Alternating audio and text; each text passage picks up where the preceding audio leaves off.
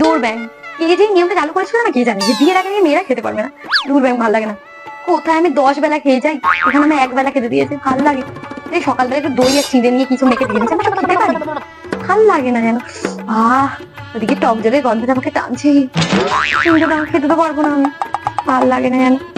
Chicken pakora barbecue এর গন্ধ করে যেন আমাকে ভেসে ভেসে নিয়ে যাচ্ছে, কিন্তু খেতে তো পারবো না।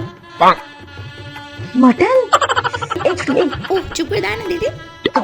বিয়েটা এখন হতে দে, খাওয়া কথা বলে আমি দেখে দেবো। পাপি মা তোর খাবারগুলো আপনাদের সাইড করে রাখো। হ্যাঁ রেখেছি মা। হ্যাঁ ফুচকা রেখেছি কিন্তু, ফুচকা হ্যাঁ। হ্যাঁ রে বাবা রেখেছি। চুল ফুল বেঁধে দাঁড়ানো যাবে তখন বরটা হয়ে কখন আসবে কে জানে।